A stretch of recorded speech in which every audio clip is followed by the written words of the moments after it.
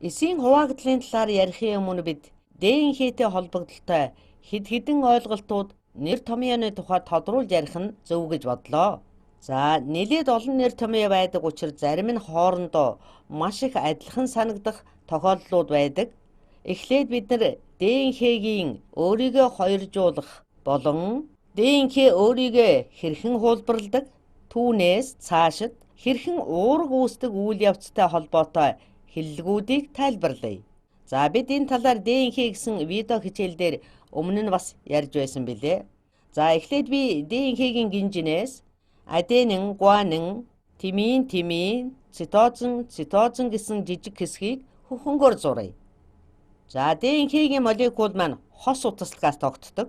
Тэгэхээр түүний нөгөө утаслаг гинжин хамжаа зарчмын дагуу тохирох суурьуд байна. Өөрөөр хэлбэл аденины эсрэг тимин, гуанины эсрэг цитозин, тимины эсрэг аденин, цитозины эсрэг гуанин гэх мэт хамжаа зарчмаар холбогдно. Энэ гинжүүд цааш энэ маягаар үргэлжилж байгаа гэдгийг санаарай. За, энэхүү ДНХ-гийн утаслаг маань хэд хэдэн төрлийн процессд оролцдог. За, эхний ойлголт бол ДНХ-гийн репликац буюу өөрийгөө хоёржуулах процесс. За, бидний биеийн эсүүд олон эсүүд болж хуваагдахын тулд эхлээд эсд байгаа ДНХ өөрийнхөө хуулбарыг үүсгэх ёстой. Өөрөөр хэлбэл ДНХ маань хоёрчлогдох хэрэгтэй болно. За, энэхүү ДНХ өөрийгөө хоёрчлох үйл явцыг ДНХ-гийн репликац гэд нэрлэдэг. Тэгвэл одоо түрүүний зурсан ДНХ-гийн гинжний репликацийг хийцгээе. Тэгэхээр ДНХ яаж өөрийгөө хуулбарладаг вэ? За, ДНХ-гийн видео хичээлдээр би ДНХ хэрхэн хоёрчлогдож хуулбараа үүсгдэг тухай тогтож яриагвэ. За, гэхдээ энэхүү хос утаслагын бүтцийн нэг гайхамшигтай зүйл нь өөрөө өөрийгөө маш амархан хоёрчилж хуулбарладагт оршдог. Бид зүгээр л хос утаслагыг салгаад дан болгочиход нэг нь нөгөөгийнхээ хэв буюу темплент нь болж хуулбараа үүсгэчихнэ. Зураг дээр ДНХ-гийн их молекулын гинжүүд хоёр дахь гинжээ хэрхэн үүсгэж байгааг бид нар ягаан өнгөөр тэмдэглэлээ. За, энд бид нар хамжаа зарчим буюу тимид нуклеотид аденинт нуклеотидтэй, гуанинт нуклеотид цитозинт нуклеотидтэй холбогдно гэдэг энэ зарчмыг л сайтар тогтоож мэдсэн байх нь хамгийн чухал юм шүү. За, би үүнийг нэлээд хэлбэршүүлж үзүүлэхийг зорж байна. Энгийнээр хэлбэл энэ хос гинж хоорондоо сална. Гэхдээ өөрөө аяндаа тэгж чадахгүй л дээ. Энэ урвалд маш олон тооны фермент, уурга оролцох бөгөөд тэр тухай бид одоо нарийн ярихгүй, дараа микробиологийн хичээлдээр үргэлжлүүлэн ярих болно. За, ингэж ДНХ-гийн гинж салсны дараа одоо яах вэ? Тэгэхээр бидэнд эхлээд хоорондоо холбогдсон азотлог суурьуудын хос утаслаг байсан. Харин одоо энэ хос утаслаг маань салжчихсан байгаа.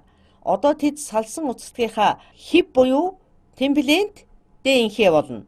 Жишээ нь салсан байгаа хөх гинжний хамгийн ихний нуклеотидээр тимин ирээд холбогдно. Ингээд араараас нь хамжаа зарчмаар холбогдож тимин, цитозин, аденин, гуанин гэд үргэлжлэнэ. За, нөгөө хэсэг дээр нь энэ ногоон гинж нь уг нь хөх гинжтэй холбоотой байсан шүү дээ.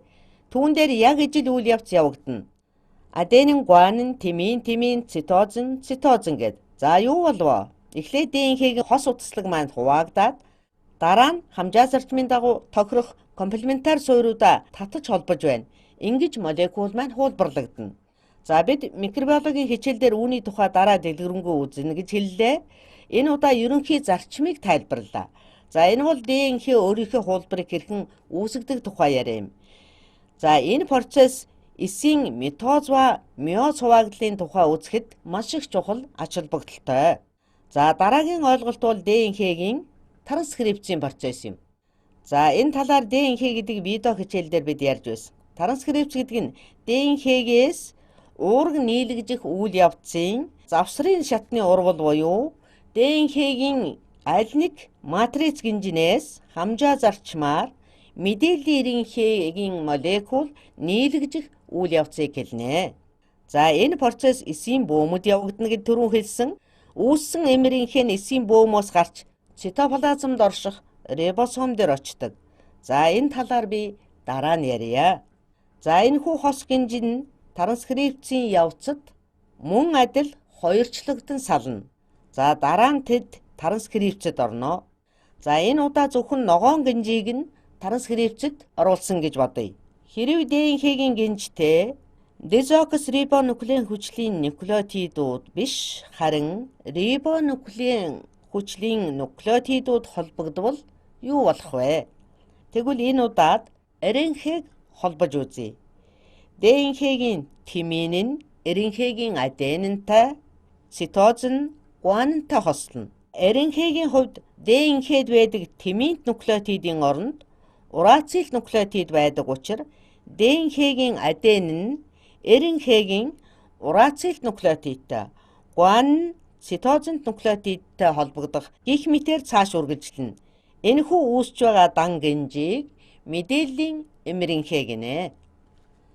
За одоо энэхүү МРНХ нь бөөмөөс гарч уургийн синтезийн 2 дахь шат болох трансляцийн процесст оролцоно. Урд нь ДНХ-гийн тухай видео хичээлээр трансляц нь бөөмөөс эхэлдэг гэж ярьж байсан. Мөн зөөврийн РНХ буюу жижигхэн зөөврийн РНХ-гийн талаар ярьсан. Зөөврийн РНХ гэдэг нь нэг ёсондоо амин хүчлүүдийг мэдээллийн РНХ-д хүргэж өгөх үүрэгтэй зөөвөрлөгч молекул юм. Энэ үйл явц рибосом дээр явагдана. Трансляц гэдэг нь мэдээллийн РНХ-гээс уург нийлэгжих процесс бөгөөд яаж явагддгийг бид үзсэн билээ. Мэдээллийн РНХ-гийн молекул нь салж бөөмөөс гарна. Энд зөөвөрлөгч РНХ байна. Үүнийг аденин, гуанин байна гэж бодъё. За энэ бол зөөврийн РНХ.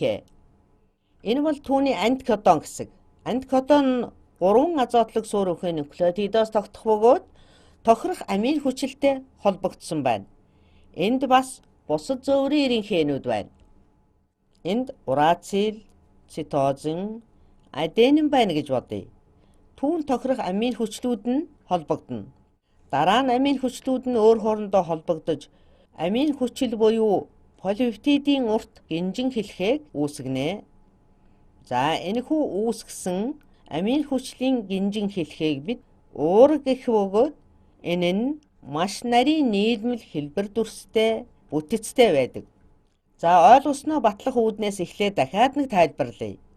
Хэрэв ДНХ-гээс ДНХ-гийн хуулбарыг үүсгэж байвал энэ процессыг бид репликац гэдэг. Харин уургийн бүтэцийн тухай мэдээлэл ДНХ-гээс МРНХ-д хуулбарлагдахыг транскрипц гэдэг.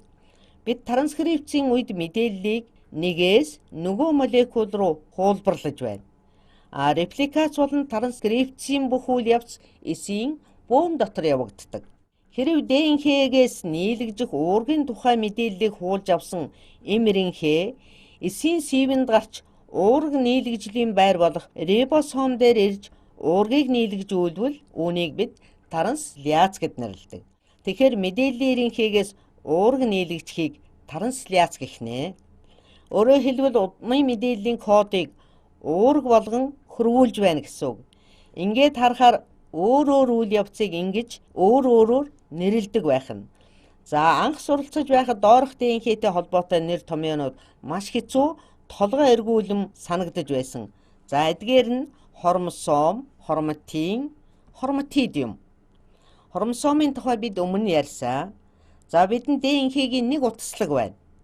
Энэ утаслаг нь эрчлэгдсэн давхар гинжинээс тогтно. Энэ утаслагыг томруулаад харвал азотлог сууруудын хослолоороо холбогдсон 2 өөр бүтэцтэй гинж байна. Тэр хос гинж нь гистон гэж нэрлэгдэх уургийг ороон байрладаг. За яг нэг иймэрхүү.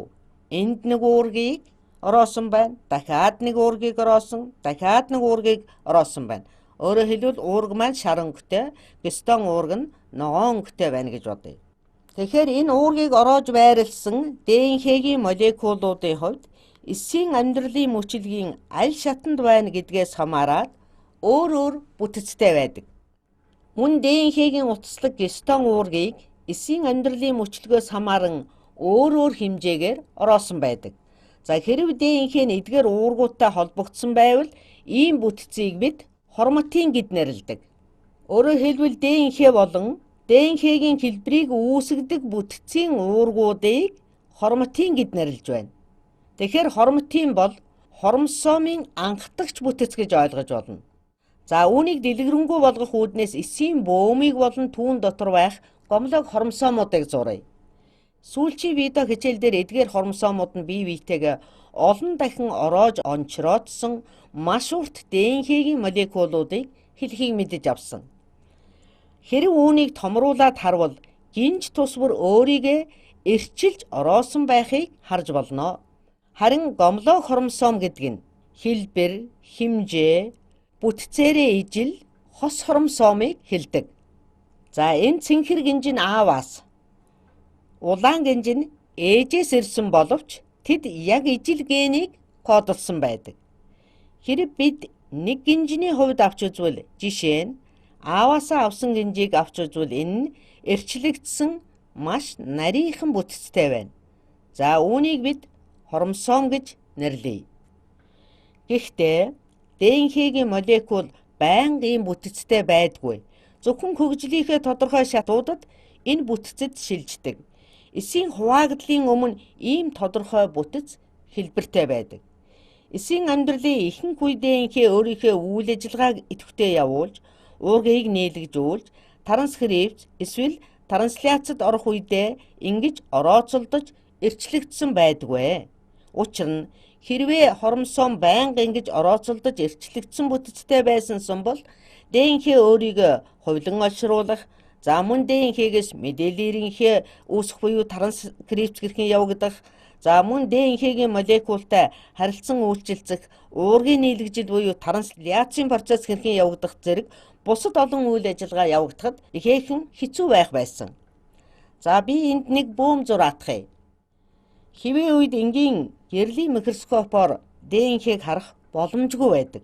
Учир нь энэ нь маш нарийнхан эрчин харьсан утас мэт байдаг бөгөөд ДНХ-гийн утаслаг нь эсийн бөөм дотор орооцолдож бөөгнөрсөн утас хэлбэртэй байдаг учраас энэнийг гэрлийн микроскопоор харах ямарч боломжгүй.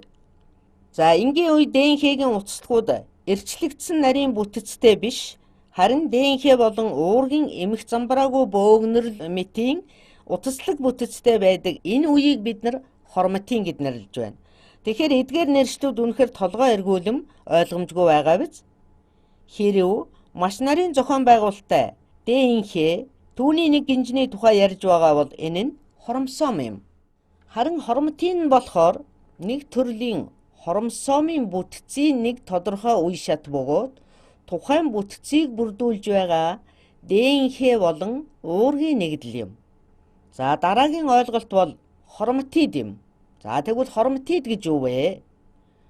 Хроматин болон хромосомын бүтцийг бүрдүүлдэг уургуудыг гистон гэд нэрлэдэг. За энд хэд хэдэн төрлийн гистон уургууд хромосомын бүтцэд оролцдог. За өөр төвшөнд бүтцийг бүрдүүлдэг хэд хэдэн төрөл байна. За энэ тухай дэлгэрүүлж ярина. За тэгвэл хроматид гэж юу вэ? За надад ааваасаа болон ээжээсээ авсан ДНХ-гийн гинжнүүд байна гэж бодъё. Эдгээр ДНХ репликацид орсны дараа салж яг өөртөөгөө ижил хувилбаруудыг үүсгэнэ. Жишээ нь ааваас авсан гинж репликацид орсны дараа иймэрхүү харагдана. Репликац болсны дараа үүссэн хоёр гинж нь бие биетэйгээ шагтлагдсан буюу огтлолцсон маягтай хэсэг үүсгэх бөгөөд үүнийг бид центромер гэд нэрлэдэг. За энэ хоёр нь ижил ДНХ-г кодолдог ижил гинжнүүд бөгөөд энэ хоёр гинжийг бүтнээр нь хромосом гэд нэрлэнэ. Харин түүний нэгж тус бүрийг хроматид гэд нэрлэнэ. Хромосомыг бүтээж байгаа ижил хос тус бүрийн нэгийг хроматид гэд нэрлэнэ. За энд нэг хроматид, за нөгөө талд бас нэг хроматид байна. За тэдгээрийг заримдаа хос хроматид гэд нэрлэдэг. Мөн ихэр хроматид ч гэд нэрлэнэ. Учир нь ижилхэн удмын мэдээллийг хадгалдаг. Тэгэхээр энэ хромосом хоёр хроматидоос тогтжээ. ДНХ хуулбарлагдах буюу репликац болохын өмнө ДНХ-гийн нэг гинж буюу аавын хромосом нэг хроматидтай байсан. Нэг хромосом дээр хоёр хроматид байдаг байж таархна. Энэ хоёр хроматид дараа нь салж салангад болохоро хроматид гэд дуудагдж байсан ДНХ-гийн ижилхэн утаслаг бүрийг хоромсоом гэд нэрлэдэг тухай митоз болон миоз хуваагдлын үед үзэх болно. За нэгэнт одоо салангад болсон синтромерээр холбогдохоо болсон бидний нэрлэдгээр хос хорматидоос тогтсон нэг хоромсоом маань хоёр саланг хоромсоом боллоо. Эсвэл одоо тус бүр нэг хорматидоос тогтсон хоёр салангад хоромсоом гэж хэлж болно. Одоо та бүхэн ДНХ-тэй холбоотой хэд хэдэн нэр томьёо тодорхой болсон байх гэж бодож байна. Митоз болон миозын тухай хичээл эхлэхээр би хоромсоом нь хорматид болж хувирлаа гэж ярьж эхэлнэ. Тиймээс энэ нэр томьёонуудын учрыг та бүхэн сайтар ойлгож авсан байх хэрэгтэй. Магадгүй та бүхэн энэ хоромоо гэдэг үг ямар утгатай юм болоо гэж бодож байж магадгүй. Тэгвэл хоромоо гэдэг нь будаг гэсэн утгатай үг өгөөд химийн хичээлдэр ч бид нар хором гэдэг химийн элементийг яагаад хором гэд нэрлсэн бэ гэхээр түүний бүх нэгдлүүд өнгөтэй нэгдлүүд байдаг учраас энхүү нэрлсэн. За судлаачид анх эсийн бөөмийг судалж байхдаа түүнийг янз бүрийн будагт бодисуудаар будахад хоромсоомууд нь уг будгуудыг сайтар шингээж гэрлийн микроскопод тод харагдаж байснаас энхүү хоромсоом гэд нэрлсэн байна. Харин соомо гэдэг нь грекээр бие гэсэн үгнээс гаралтай. За нийлээд хоромсоом гэдэг нь будагдагч бие буюу хорматин гэсэн үгтэй ижил төстэй утгатай. Гэхдээ одоо хоромсоом, хорматидын тухай та ойлголтыг авсан байхаа гэж бодож байна. Тэгэхээр бид дараа нь митоз, миоз хуваагдлын тухай ярилцах бэлтгэлтэй боллоо гэж бодож байна.